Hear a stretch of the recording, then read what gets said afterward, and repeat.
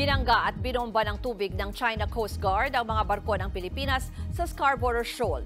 Nangyari yan sa gitna ng balikatan exercises kung saan umeksena rin ang ilang barko ng China. Nasa frontline ng balitang yan, si Brian Castillo.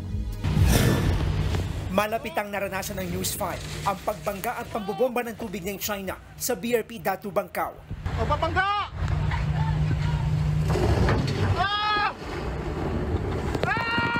Dinedma lang ng China Coast Guard ang mga sigaw na itigil ang panghaharas. Lalo pa nilang pinunteriya ang radar ng ating barko. Ayan! Sinisira nila yung mga kagamitan dito. Pati ang mast o layag ng barko nayupi sa sobrang lakas ng tubig. Sa isa pang water cannon attack, nagkataong nasa loob kami pero halos mabasag ang salamin ng bintana sa lakas ng impact. Sa isa pang kuha na pasilong ang mga tauhan ng BFAR. Kasalukuyan po binobomba ng tubig ng China Coast Guard itong sinasakyan natin na BRP Datu Bangkao ng Bureau of Fisheries and Aquatic Resources habang tayo po ay patungo ng Scarborough. So kung makikita niyo, hindi po umuulan ngayon. Mula po yan sa buga ng tubig ng water cannon itong China Coast Guard vessel. Ngayon, may pagkakataon pang napatakbo pa ang tauhan ng BFAR para umiwas sa pambobomba ng tubig ng China hanggang sa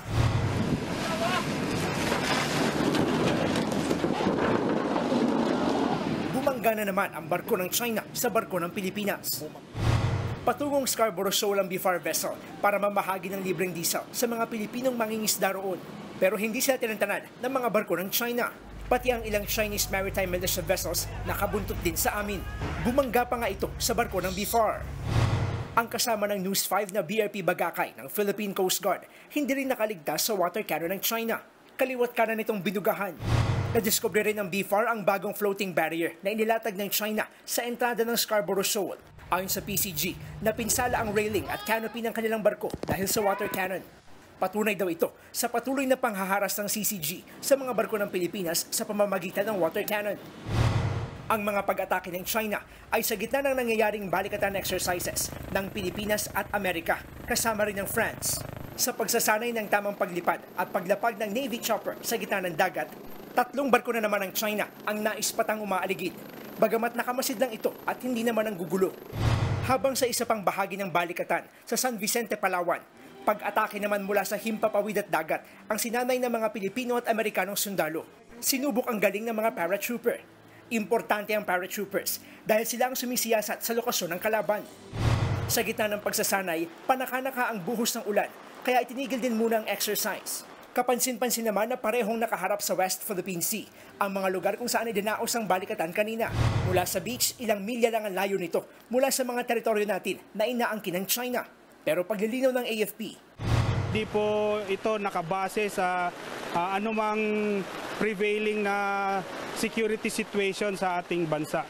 The important thing here is we are able to train our troops together.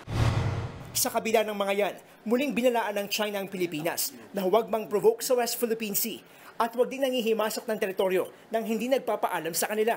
Nauna nang iginiit ng Administrasyong Marcos na hindi natin kailangan magpaalam sa ating sariling teritoryo. Nagbabalita mula sa frontline. Brian Castillo, News 5. Mga kapatid, Ed Lingaw po, maging maalam at may pakialam sa mga napapanahong balita sa ating bansa. Para sa mas malalimang pagtalakay at paghimay sa mga issue at headlines, tumutok lamang at pag-subscribe sa social media pages ng News 5.